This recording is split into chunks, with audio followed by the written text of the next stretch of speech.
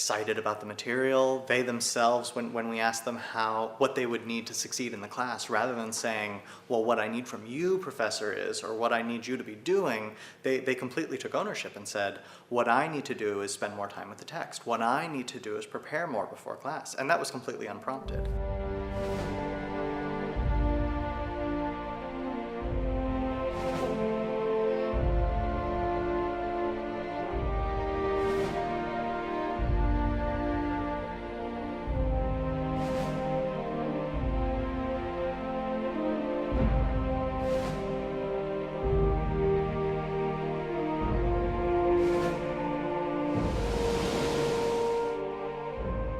I collaborated with the director of the core curriculum, Scott Dexter, on a keynote session that we offered at the 2009 conference. And we invited Mark Carnes, who is a history professor at Barnard College and the pioneer of this pedagogical initiative called Reacting to the Past. Exercises are called games because they are very much about getting outside of yourself and becoming playful in a way, pretending that you are an individual living in 403 BC in Athens at the end of the Peloponnesian War, and imagining what that feels like and what that meant, what such people cared about. The games, they invite students to really take ownership of the class. I help set up each exercise, a couple of classes. First of all, get to know the texts at the center of the historical moment that we're going to explore. We have small group discussions. We use free writing to explore ideas.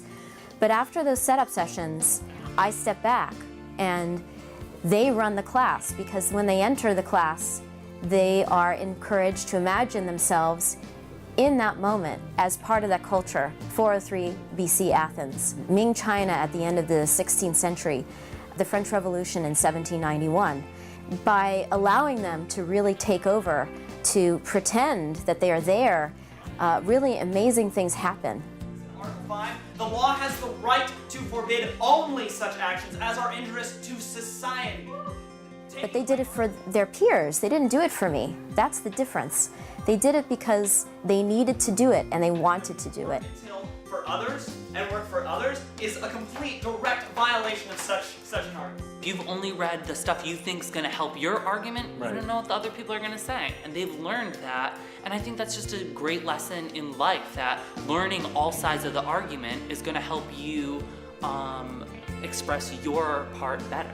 Students that rarely speak in a traditional class that's more instructor focused, suddenly they become leaders, they become passionate, they become the most persuasive speakers in a class. It's pretty incredible what I've seen, and it's been particularly rewarding because this is a kind of teaching where I'm not at the center. The students are really at the center. Read a lot. You need to really, you really need to know the text, because your arguments are from the character that you're given, the role that you're given. I love this class. It's incredibly difficult. You have to do it.